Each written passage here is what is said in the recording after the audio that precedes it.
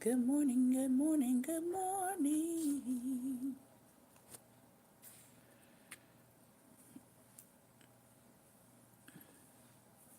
Good morning. Good morning, everyone. I'm going to see if I can switch my phones. Let's see if I can do it. I'm probably not doing this very good, but let's see. Here we go. All right. Good morning.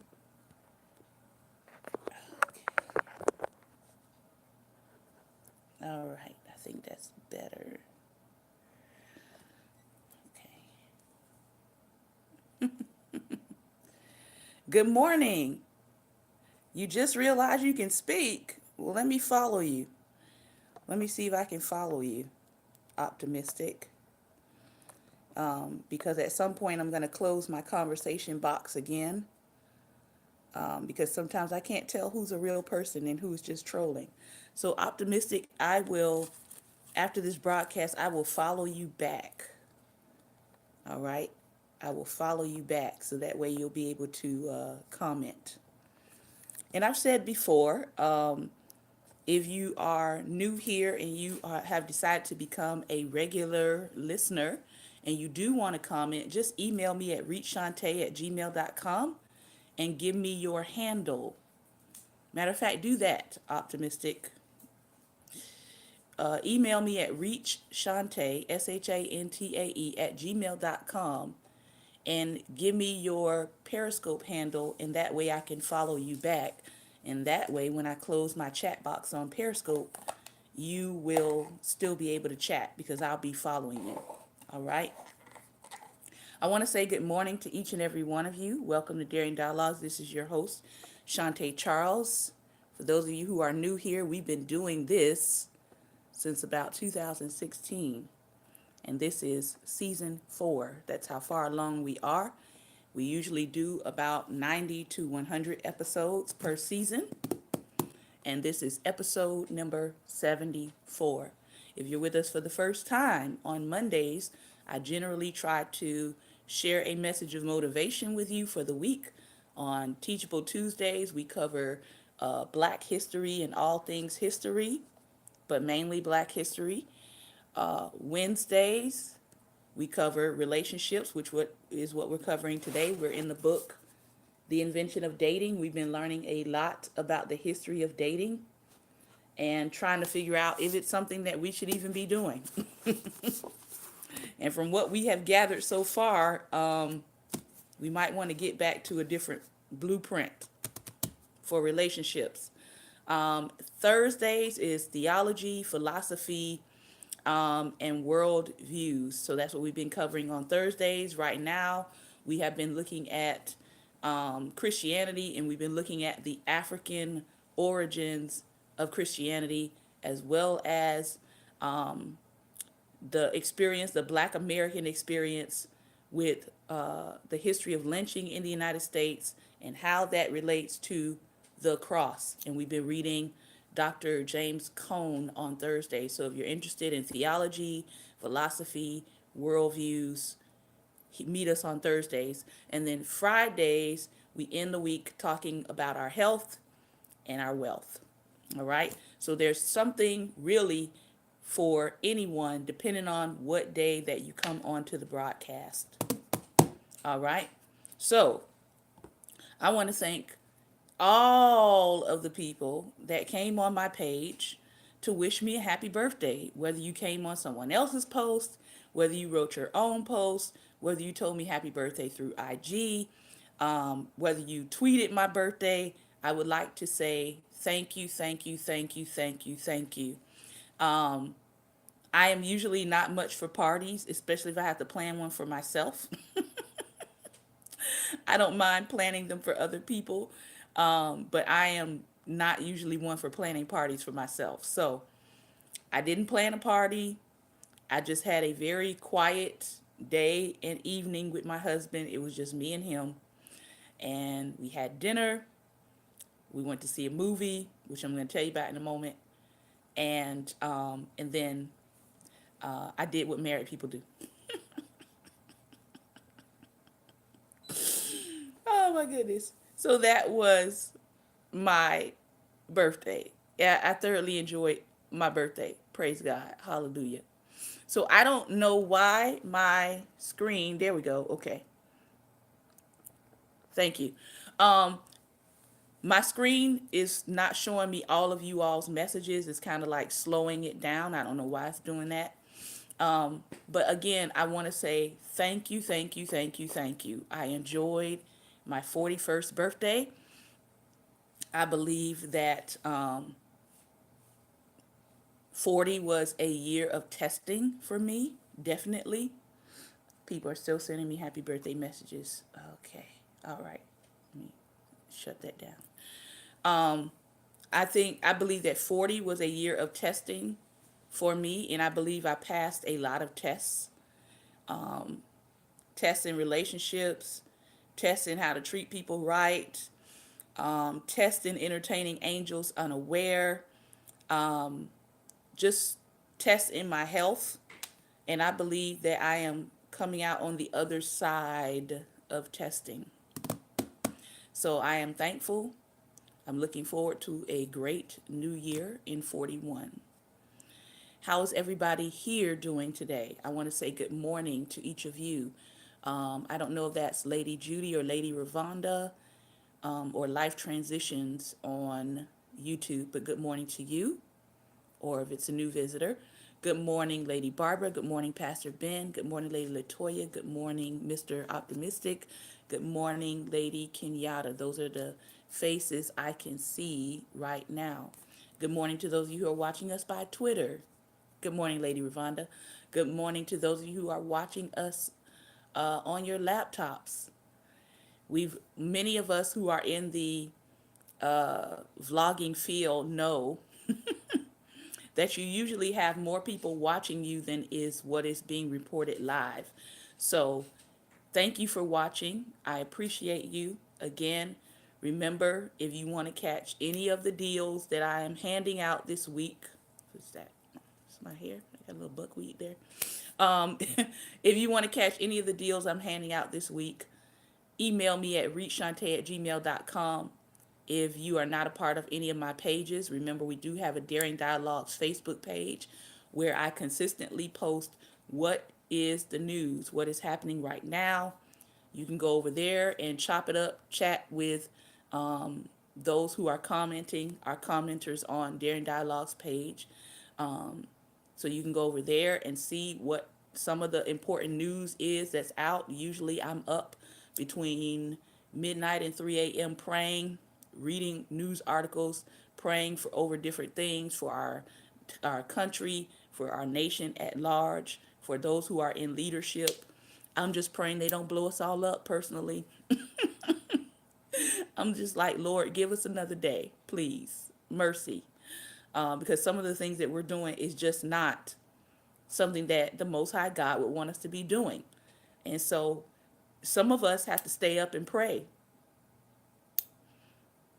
that God just doesn't wipe us all out, because, I mean, the way we're treating our fellow human beings is not of God. Period. Period. So somebody needs to pray. Say what you want to say about prayer, but it works. All right? Okay. Let me go into labor of love here. We have been looking at all of the things that have pertained to dating. We started out by talking about the history of dating. Where did dating come from?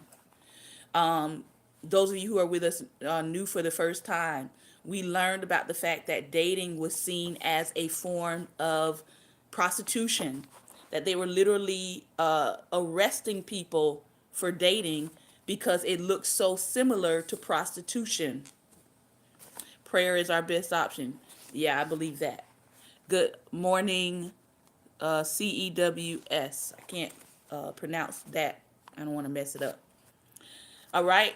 So dating history started out, it looked too much like prostitution to the point where police officers were arresting women because they thought they were prostitutes. but they were enacting or embarking upon this new idea, this new concept called dating. Then we learned about the fact that dating became attached to a profession, the retail profession, and how women began to dress themselves up to look the part. The retail girl, or back then they were called the shop girl. This is how they were learning how to meet men outside of their class and station, because remember, class and station was even bigger back then than it is now. Okay, people were expected to marry within their class, and so one way that women were getting around this is they were getting jobs mainly in retail. They would meet wealthy men that came into those shops, and then they would wind up getting married to those men. So it began to increase their station in life. Then the other thing we learned was how the dating scene began to transition in schools, how it moved through schools, and people went from saying that they were courting to going steady to this thing called dating, to then you had hookups. Now we're all the way at friends with benefits, etc. All right. So there has been a shift in how people have perceived dating, what it's been called, and all of that. There's also been a shift between dating being just you seeing one specific person and going steady with that person, shifting to just see anybody, date anybody, be with anybody for any length or period of time, and then drop them like they are a commodity. So dating has transitioned. It's not what it was to begin with. We also covered how the onset of HIV and AIDS began to affect dating, and what people thought about dating. We talked about how sexual freedom and the sexual revolution also played a part in the whole free love movement. And women realized that even though it was free love, they were still the ones who were being used and were getting the short end of the stick. So that's part of the reason why free love came to an end, um, in some regards as a national fad, because women realized they were the ones getting the short end of the stick. All right. Then we also talked about technology, how technology has shifted the way that people date. We talked about niches, right? We talked about people moving from I want to date anything to I have specific tastes. And so again, technology comes along and says, hey, we can make money off of people wanting something specific. So now you have the dating sites, you have matchmaking sites, you have all of these kinds of niche industries that were created out of, again, customer demand. So that's, I think I've given you most of the pieces that we have gone through already. So now we are in the section called plans. And we're talking about this, the notion of the successful career woman and the biological clock. And what did those terms mean? When people began to add these words, and ironically, it was a man who introduced this term, biological clock, to society, and then everybody began to run with this term. So let's look at dating on the biological clock. That's what we're going to start in today.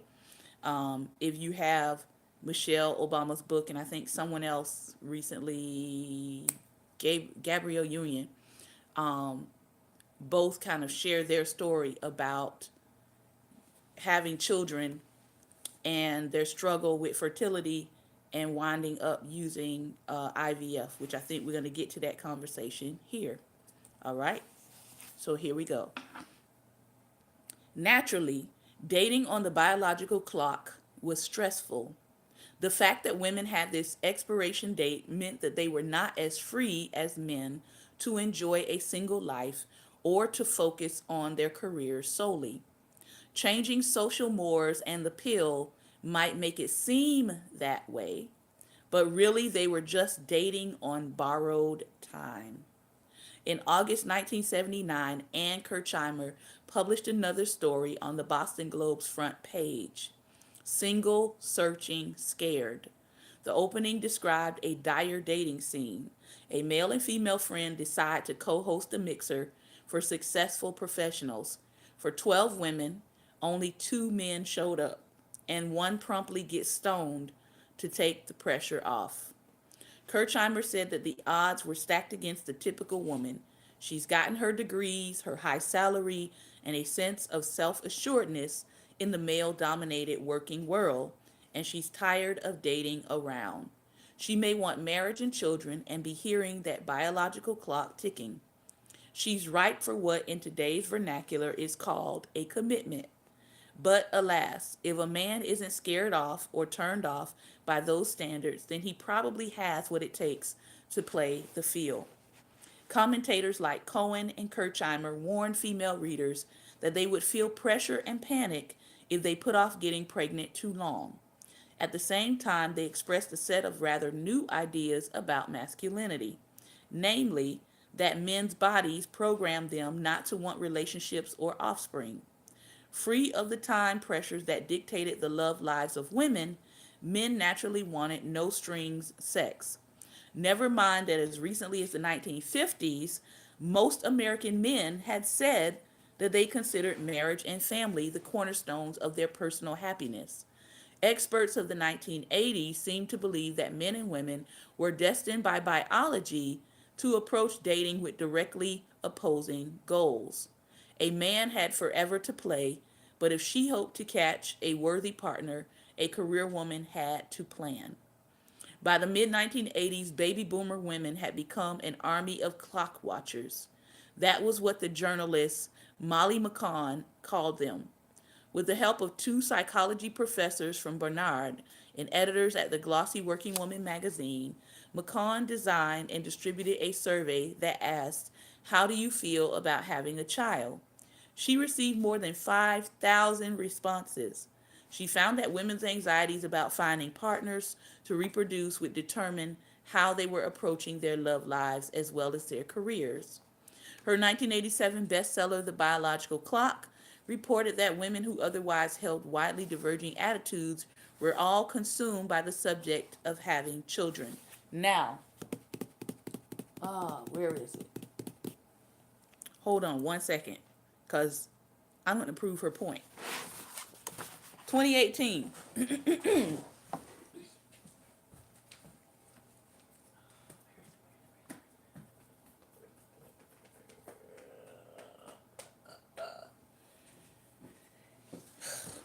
I got to do better. I never have this magazine when I need it. I was looking at the cover of one magazine that I picked up, and I showed it to my husband. Baby, we didn't get it. He actually took a picture of it. But on the cover, there was at least 5 different stories of women. They were either expecting, they were either fretting about getting married. One was having a child for the first time. I think at 50 or 52, something like that. But at least 5 stories on just the cover of the magazine were all about children, having children, scared to have children, having children at an old age. Like, this was a celebrity magazine. And I thought to myself, I find it very interesting that on one hand, you have a certain area of our population that is being pushed to have sex, be reckless, get abortions, get as many abortions as you want to get, treat abortions like birth control. All right. And then on the other end, when I look at another ethnic population that are celebrities, they're pushing have kids, have plenty of kids, do whatever you can to have a kid, or child rather. Do whatever you can to have a child, even if it's past the age of safety, so to speak, to have a child. Do IVF, get a surrogate, Do whatever you have to do to make your childbearing dreams come true.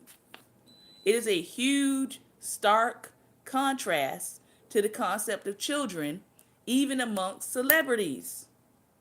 I just found that very fascinating because when you look at what many celebrities push as far as media, most of them are pushing a non-marriage, plenty of sex partners, sex without commitment agenda. But when you read their personal life, their personal life is, oh, so and so has a child, they're married, and they're on their second or their third child. So I find that very, very interesting that while we talk about the preachers, we have a lot of celebrities that don't practice what they preach, or they don't practice what they market to the general public. I'll put it that way. A 28-year-old working in finance told McCann, I have planned every day of my life since I entered college, knowing that I wanted to be extremely successful, first in my career, then in marriage, and finally in my home life with children. This clock watcher accepted that to stand a chance of having the kind of life her male colleagues took for granted, she herself had to plan for it. Time can literally pass a woman by, McCann reflected, if she waits too long. To this day, evidence of exactly how much female fertility declines with age remains hazy. Ladies, if you're wondering about your fertility, you can actually go to your doctor and have a fertility test. There we go. You can go to your doctor and get a fertility test done to check your fertility. You can do that. If you're just wondering, what does your fertility look like from now until menopause, if you're not there at menopause yet? As psychologist Jean Twenge has pointed out, many frequently cited statistics concerning female fertility are misleading. In an article, The Atlantic, Twenge exposed the shaky basis of many facts handed down to women as gospel. After sourcing medical research databases, she discovered that, for instance, the oft-quoted statistic that 1 in 3 women aged 35 to 39 will not be able to get pregnant after a year of trying came from a 2004 study that was itself based on French birth records kept from 1670 to 1830. So why are we giving women advice from 400 to 200 years ago? That should be alarming. The chance of remaining childless was also calculated from historical populations. In other words, Twenge wrote, millions of women are being told when to get pregnant based on statistics from a time before electricity, antibiotics, or fertility treatment. Another problematic element of data on fertility is that in general, the information we have comes from patients who visit doctors because they are experiencing fertility problems. It is very difficult to assess what is going on with the population as a whole. How many couples are not conceiving because they do not want to? How many couples are just practicing birth control? It is nearly impossible to know. Strong scientific evidence has demonstrated that the quantity and quality of a woman's eggs do diminish over time, To this extent, the anxieties of clock watchers were well founded, even if the exact timelines proposed to them could be dubious. But most of the vast body writing about them fails to mention another crucial fact. Listen closely, because I don't think I've heard anybody mention this fact.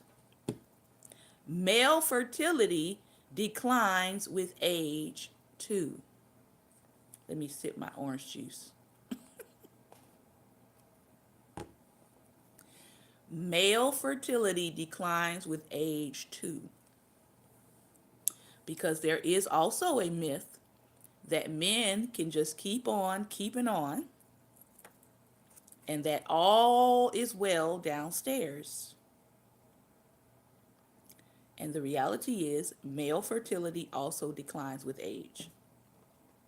A few famous men who fathered children when they were septuagenarians, or in their 70s, are often cited as proof that men have as long as they like to play the dating market.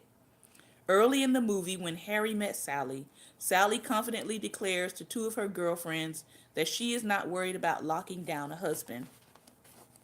She says in the movie, the clock doesn't really start ticking until you're 36. However, when she learns that the longtime boyfriend who recently broke up with her plans to marry the next woman he takes up with, she becomes hysterical. She calls Harry and begs him to come over to her apartment to console her.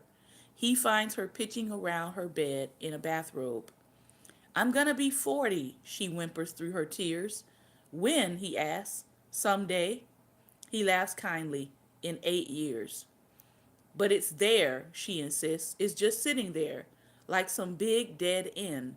And it's not the same for men. Charlie Chaplin had kids when he was 73. Despite the famous exceptions, the widespread belief that male fertility is not vulnerable to aging is simply false. Among couples seeking treatment for infertility, about 40% of the cases are caused by the male factor, 40% by the female factor, and a final 20% cannot be explained. A large and growing body of research shows that sperm counts and quality also sharply diminish over the years. The children of older fathers have a much higher risk for autism and other conditions than those of younger men do. And often, old sperm simply flail around and perish around an egg they are trying to fertilize. These facts have been reported occasionally and almost always as news of a male biological clock.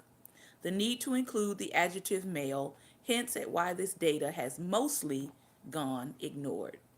Our society speaks as if only women had bodies. Our assumption seems to be that reproduction is a female responsibility first and foremost, and anything going wrong with it must be a woman's fault. And many times, the male is not even checked at all. Female reproductive systems are not actually like clocks. Our bodies move roughly by the month rather than precisely by the second hand. As anyone who has experienced PMS can attest, the way every 4 weeks pass does not feel very uniform. Yet, despite these inaccuracies, the metaphor of the biological clock captured something real and important that was happening in the American economy. Two kinds of work time were clashing. You had the 9 to 5 job that had been common for most of the 20th century, divided life into two kinds of time, right? Some people still say this, on the clock and off the clock. In other words, what you do on your time versus what you do on company time. In the 1950s and 60s, work done on the clock was thought of primarily as male. Women worked at home, providing care that followed a different rhythm. Anyone who has tried to work from home while tending to a child or an aging parent soon learns that you cannot schedule precisely when someone will need you. It is not easy to quantify exactly what you are doing while you wait for an infant to cry out so you can feed them or to finish their food so you can clean up. A time use study would say that technically you are not performing childcare during these moments, but neither are you free to turn to other tasks. It is hard to focus on work when you have brought home while waiting for an elderly person you love to need help or to be helped to the bathroom. Shout out to all the caretakers. Nor does the state of readiness in which a caretaker waits to perform such a task dissipate once she, and it is usually a woman, has done so. The heart does not beat by the billable hour. Is her bruise or cough or weight loss serious? Will they be all right? Worries like these spill over, shadowing the parent long after they return to their desk. Many studies have shown that as middle class women enter the workforce, they continue to do the vast majority of housework that full time wives and mothers once performed. So, really, they now have 2 or 3 jobs. Families that were able to afford help hired other women to assist with housework and provide child care for them. I know right now we have a generation of the millennials that I know have actually gone back to this model of hiring a nanny, even if they don't have somebody coming in full time to help them. Okay, the younger generation is hiring nannies. They are. They're hiring women who are willing to come in for 2 to 3 hours a day or 2 to 3 times a week to help them out in their responsibilities, help them to tidy up their home. They're doing this. I don't know what Generation X is doing right now, but I do know the millennials have said, we need help. We're not going to fake the funk. We're not going to try to act like we're the perfect model family and that we can handle all this responsibility by ourselves. So there is an uptick in the request for nannies. So if you're interested in that, you're interested in a person who will travel, right? They'll come to your home. They may help you tidy up. Some of them work in education. They have degrees in early childhood. So they also do a little bit of the homeschooling for a family. There are all kinds of different options now that people coming behind me are taking advantage of because they realize, listen, I don't want to stress myself out. I don't want to die early.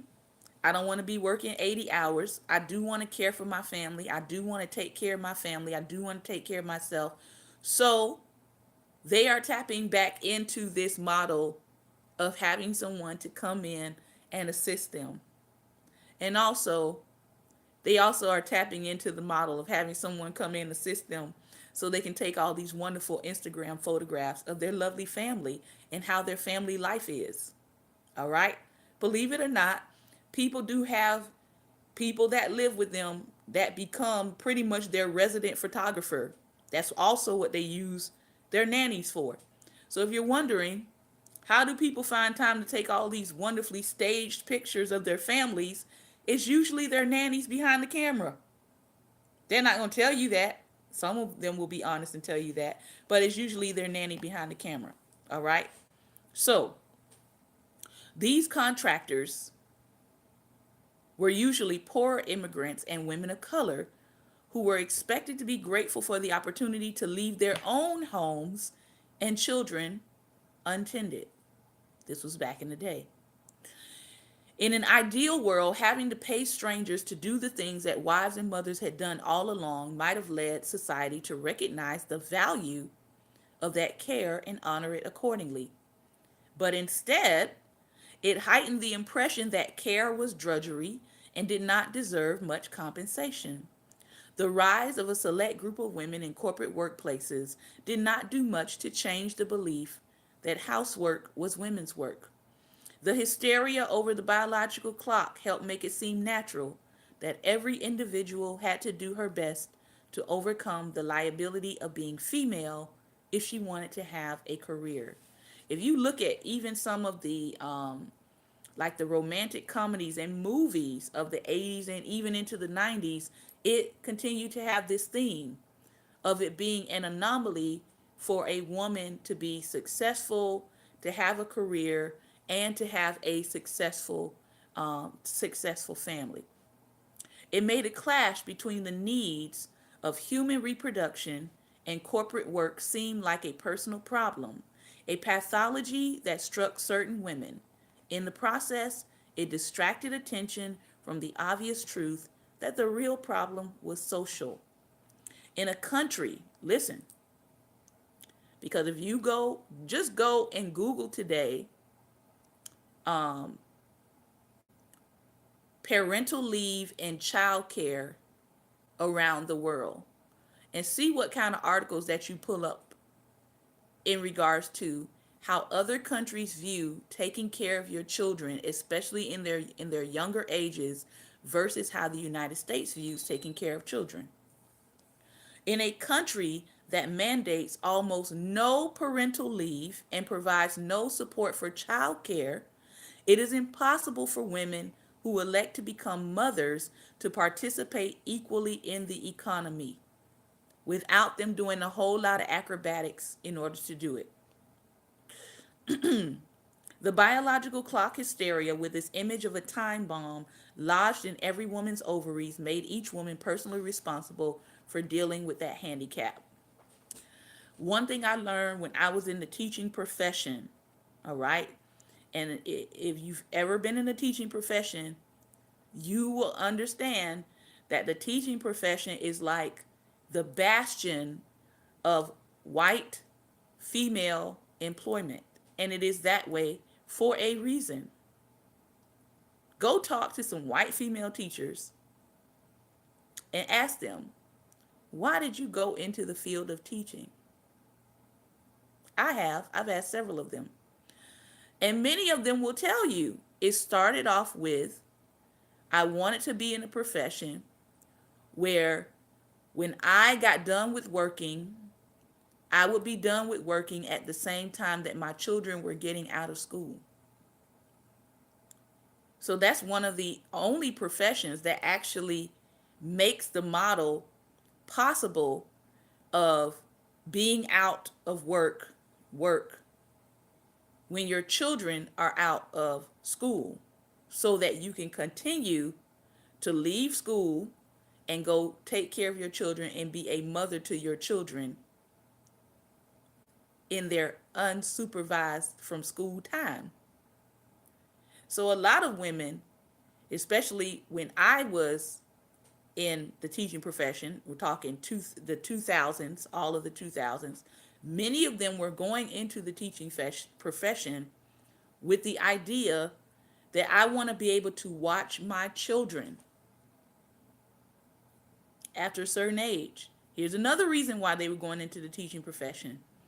In the teaching profession, you get maternity leave.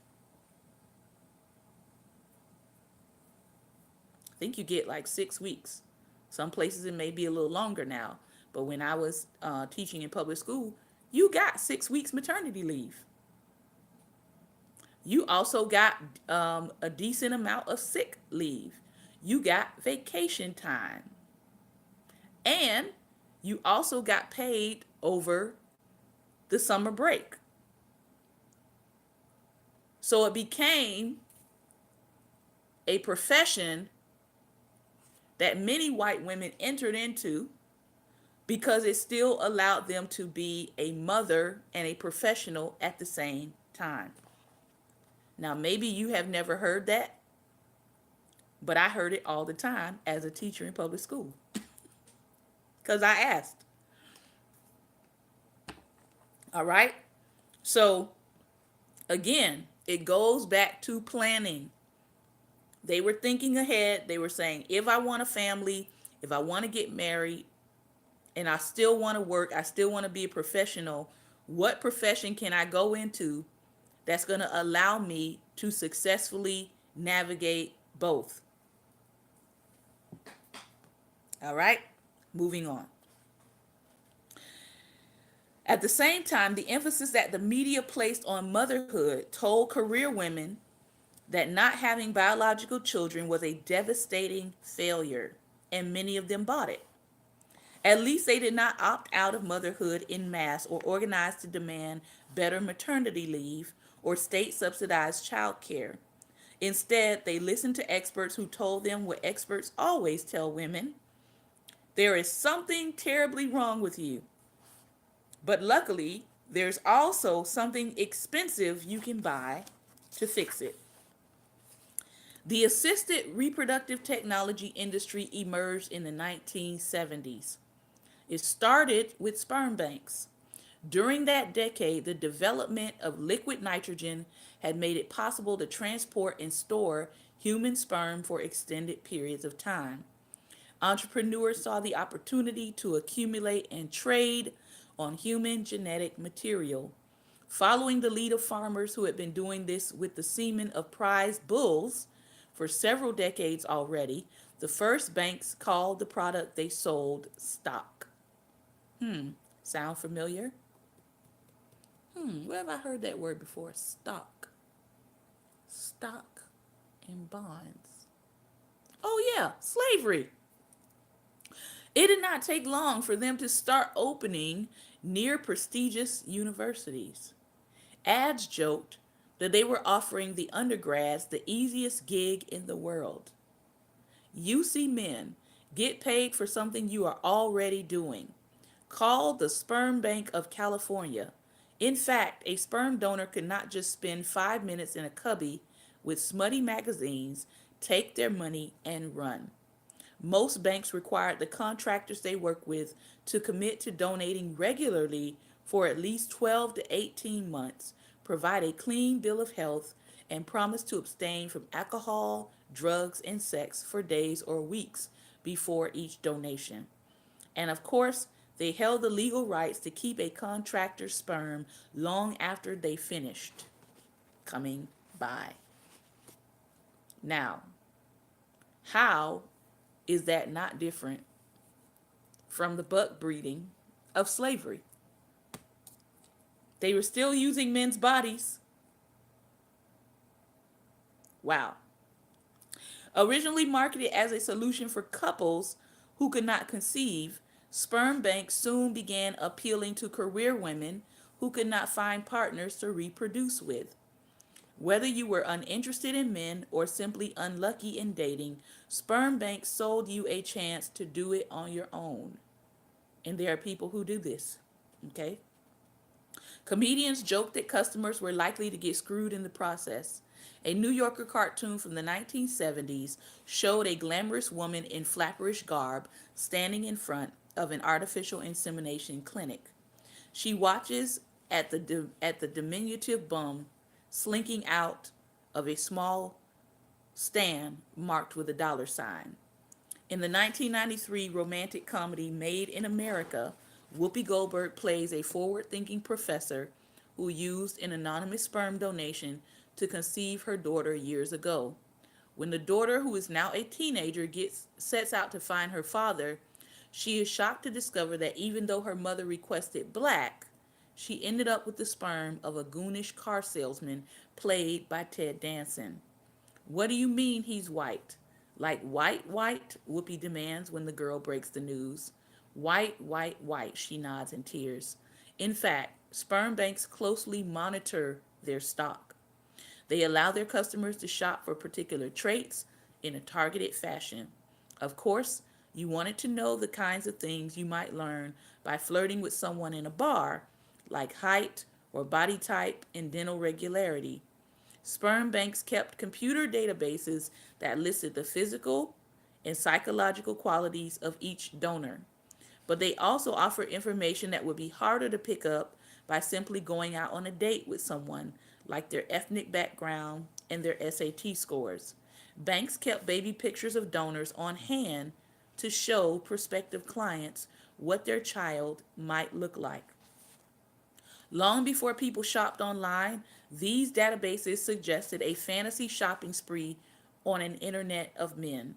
The repository for germinal choice, better known as the Genius Bank, opened in Escondido, California in 1980. Claiming to traffic only in the spunk of Nobel laureates, it stayed in business until 1997. Today, a growing number of banks use 3D facial recognition software to help customers find donors who resemble whomever they please. The aggregator Donor Match Me lets users search dozens of databases of both sperm and egg banks in order to find the best one for them. The website of Fairfax Cryobank, one of the largest sperm banks in the industry, recently added lists of celebrity lookalikes next to their donors' baby profiles. If it was true, as an article in Newsweek said, that women only date in order to answer the ancient call of the moon, summoning them to reproduce, Fairfax Cryobank would seem to have made dating obsolete. Why slog through drinks with strangers when you could just upload a picture and get down with a Cary Grant or a George Clooney clone? In fact, the industry quickly recognized that women who took longer to answer their call than the biological clock allowed them formed a growing potential market. Technology for extracting eggs or oocytes and fertilizing them outside of the human body soon there followed. Doctors performed the first successful IVF or in vitro fertilization just months before reporters started clamoring about the biological clock. Richard Cohen Women ran in the Washington Post on March 16, 1978. On July 25th, the world's first test tube baby, Louise Brown, was born in Manchester, England. Baby Louise briefly became a global celebrity. But if a marketing team had been trying to come up with an advertising campaign to sell a broader population of women on IVF for the long term, they could hardly have done better than the spate of stories that Cohen had launched. IVF had been designed to solve a specific medical problem. The mother of Louise Brown had been unable to conceive because of a blockage in her fallopian tubes. Her doctors intercepted an egg released during her menstrual cycle, fertilized it, and reinserted it into her uterus. By 1981, however, researchers had figured out how to use hormones to stimulate the ovaries of any woman to release many eggs at once. Soon, they were selling IVF to women who had no fallopian tube problems at all. They just wanted to conceive. And then, as we know now, that fertilization process has gone from reinserting the child back into the mother's uterus to using a surrogate, meaning the woman who wants to produce a child doesn't want to carry the child in her womb. It could be for health reasons, but it can also be for vanity reasons. As many people that I've talked to have said, I don't want to mess up my figure. I don't want to mess up my body. I want children, but I don't want to carry them in my womb. So now IVF is a process that allows them to go through this process and then use a surrogate to birth their child, which is what I believe Gabrielle Union did. Different national and local laws govern how many embryos a doctor is allowed to implant via IVF. To maximize the chances of a woman's carrying a baby to term, doctors usually want to use as many as possible. And this is where the ethical question comes in.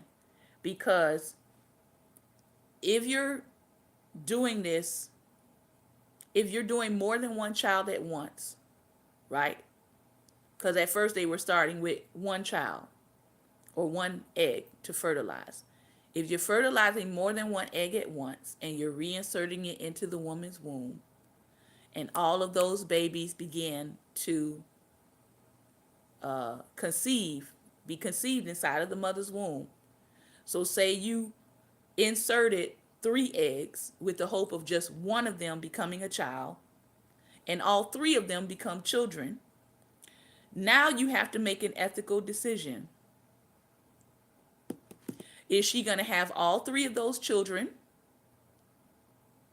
Or is she going to have one of them? She's going to choose one of them and abort the other 2. This happens quite often. So it becomes an ethical issue. All right. To maximize the chances of a woman's carrying a baby to term, doctors usually want to use as many as possible and abort one or more of the fetuses if too many take hold. And let me see. There we go. All right. So I want you to think about that.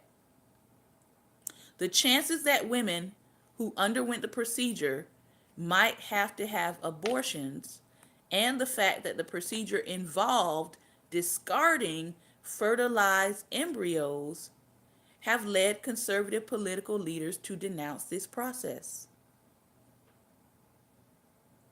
Because if you believe that life begins in the womb, okay? If you believe that life begins in the womb, then you're taking a chance of facilitating life and then taking that life when you go through this process. During the presidencies of Ronald Reagan and George H.W. Bush, Christians on whose votes the Republican Party depended pushed for the government to withdraw support for IVF research. They did not have to push hard. Government funding for the sciences was getting slashed across the board. The result was to create a massive market for assisted reproductive technology that went almost entirely unregulated. By the mid 1980s, clinics offering IVF treatments were opening across the country. So the politicians were saying, if you want to do this, if you want to experiment like this, that's your business. But don't utilize government funds, taxpayers' dollars, who don't want to participate in this and don't want their tax-paying dollars going towards this kind of experimentation. If you want to experiment, pay with it for your own money. That's basically what they were saying. All right.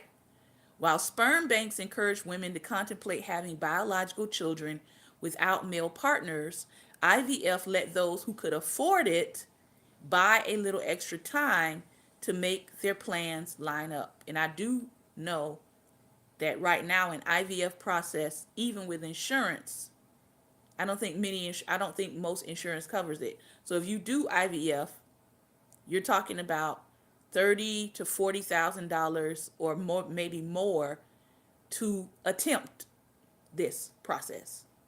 Not that it will be successful, but just to attempt it. So you have to have money in order to deal with this process, okay? It was not a magic bullet for the problems that biological clocks posed. IVF is expensive. Today, it can cost tens of thousands of dollars per cycle or per try. A few health plans do cover it. It is invasive. There have been few longitudinal studies of how the hormones of IVF patients must take effect how it will affect their bodies in the long term, and most recent data suggests some cause for alarm. In the fall of 2015, a team of British researchers who had tracked over 250,000 IVF patients from 1991 to 2010 found that they were 1/3 more likely to develop ovarian cancer than women who had not done this treatment. Finally, the risk is high if you wait too long. IVF simply won't work. The most recent report by the American Society for Reproductive Medicine, published in 2012, shows that for women over 40, the success rates of IVF are dismal. For women over 42, the likelihood that a cycle will result in their carrying a baby to term is only 3.9%. Go down to 41 and 42-year-olds and the number is 11.8.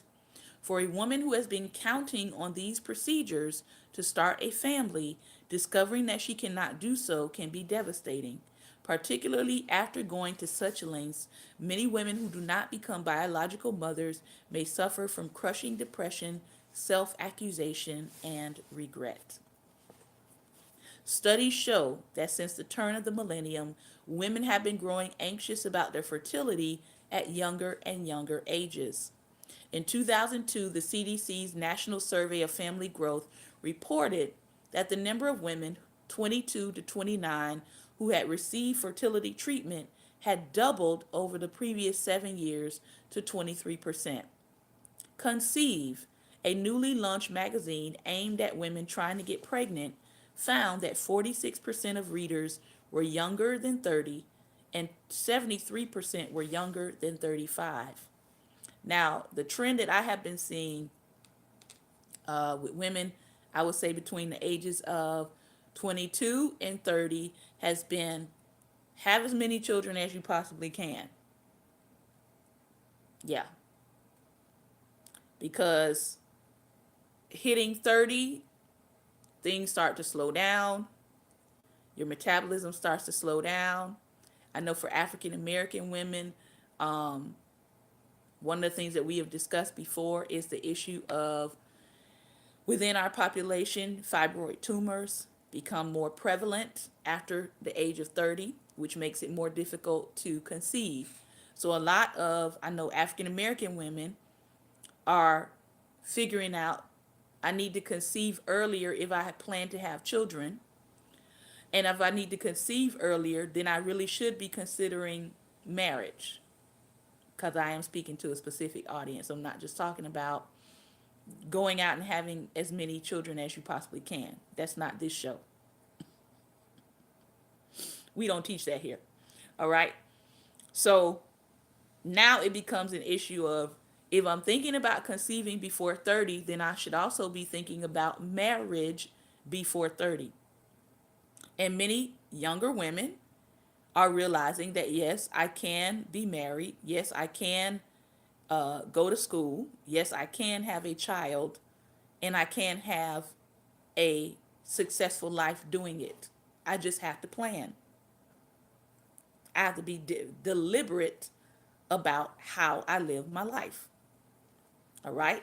And that means that you can't be wasting your time on jokers and randoms, as I think Heather Lindsay calls them.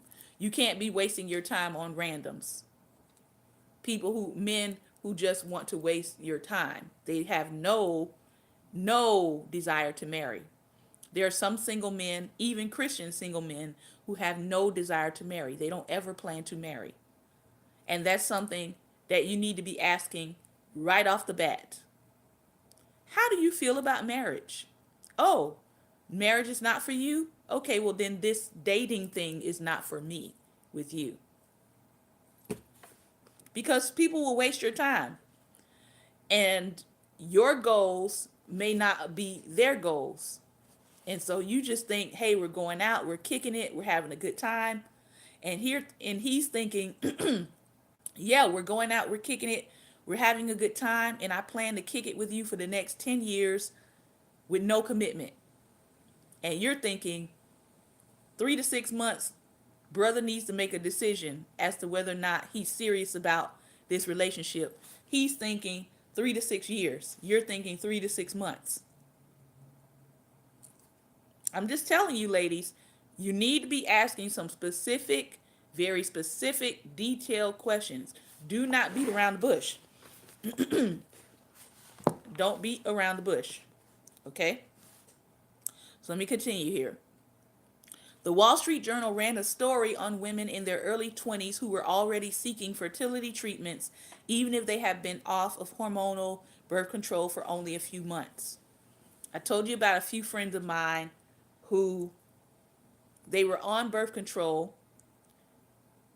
They got married. They continued to take birth control because they were told that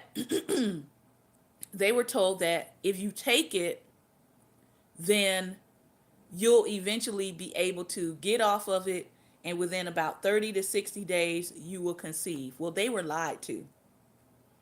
And this is two different women that I've talked to about this. One of my friends who got off of birth control, it took her another 5 to 6 years before she could conceive, because she had been taking it for so long that it had to literally take time to get out of her system before she could actually conceive and hold the child, because she would conceive and then lose the baby. And that happened to her several times over a course of about 5 to 6 years. Another young lady, it took her 10 years for her body to get rid of the chemicals that were in her system. And again, she went through the same thing where she would get pregnant and then lose the child. And it happened to her several times, but she finally did conceive. So, ladies who are choosing to take birth control, I want you to be thinking about that. You need to be having some real conversations with your doctors about what kind of birth control they are putting you on. Is it abortionotic? Is it abortion inducing? There are some that are not, but there are some that are. It's a question you need to ask. All right? Excuse me. Early generations of working women had accepted that both their careers and their love lives would require them to work on themselves. Advertisements and advice books taught them to see this as an exciting opportunity. It would be difficult to make IVF sound fun as diet fads and makeup and fashion that the beauty manuals of the 20s did. It is rather a fallback to which a woman can resort if she has the means. Yet over the past decade,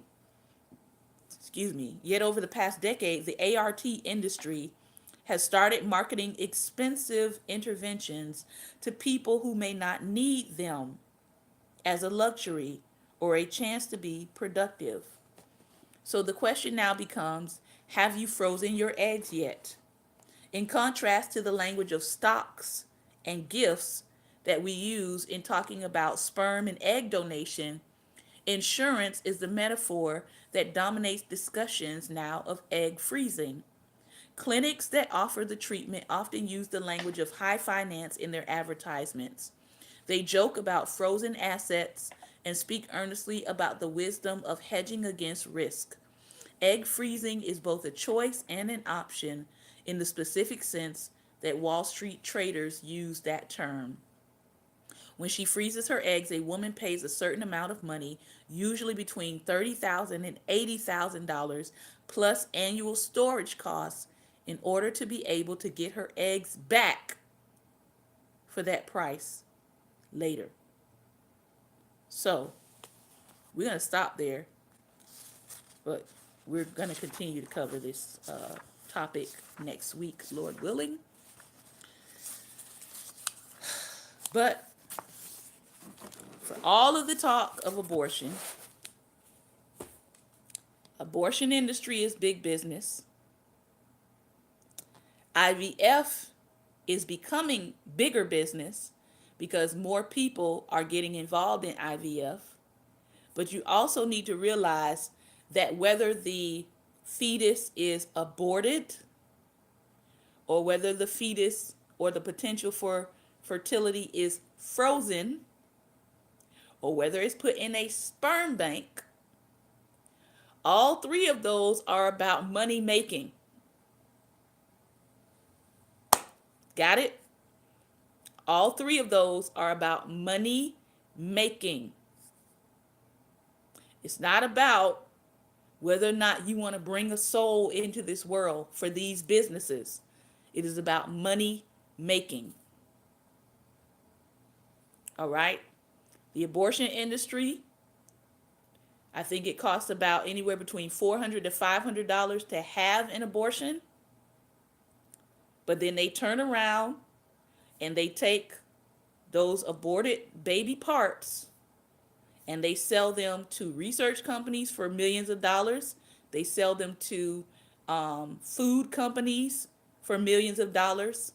Some of y'all are drinking aborted fetal parts and you don't know it because it's being used in the taste receptors for some drinks. They take some of the aborted fetal parts and they sell it for makeup and cosmetics. So some of you all are smearing aborted baby parts on your face and you feel younger. All right? It is big business. It is big business.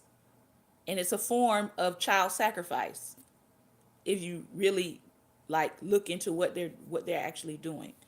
So just keep that in mind. All right? Just keep it in mind. I know that was a lot to drop on you as I'm closing, but just do the research. Google companies that use aborted fetal baby parts and just read. That's a whole show all by itself. So while on one end they're encouraging people to go out here, have as much sex as you want, get pregnant, don't worry, we'll take care of it. If you get pregnant, you can go get an abortion, because again, your irresponsibility is going to be big money for the people in the abortion industry. They're not gonna encourage you to be responsible with your body. They're not gonna encourage you to be responsible with your eggs or your sperm. Not as long as they can sell them and make some kind of gain or profit by what you do that's irresponsible with your body. So you're not ever going to hear real campaigns, real marketing, real media pushing sexual responsibility because it's not financially feasible or not financially advantageous for them to push sexual responsibility. I read about Bohemian Grove and aborted fetuses came up. I will continue to research. Yes. All right. So, yeah, just Google. You can actually, there's actually a list of companies that use aborted baby parts for research. Okay. Um, these industries are learning how to use the fetal cells for youthfulness, for rejuvenating your skin. Some of these companies now are figuring out how to extract melanin. Hence, now you have all of these companies now that are popping up that you can take melanin pills now. Where do you think they're getting the melanin from? Where do you think they're getting the melanin from? You think it's just out of the blue? No. So, in a way, these processes are almost a form of cannibalization. Yep. So be careful. This is one of the reasons why I don't use a whole lot of makeup, and I do try to look at what are the ingredients. I don't try to use anything that's like rejuva this and rejuva that, and make you look youthful and your lines start to disappear on your face and all that stuff. Whose baby is in the product? I can't do it. Some people, they don't care. They're like, give me the baby fetus in my products and I'll put it on and I will look youthful. But somebody paid the cost for your youthful look. Yeah, whole other show. All right. So this has been another episode of Daring Dialogues, and I've been your host, Shantae Charles. I want to thank you for your time and attention. I want to thank you for allowing me to go over my time. Remember, research. Anything I've said today, you can probably find an article on it. All right.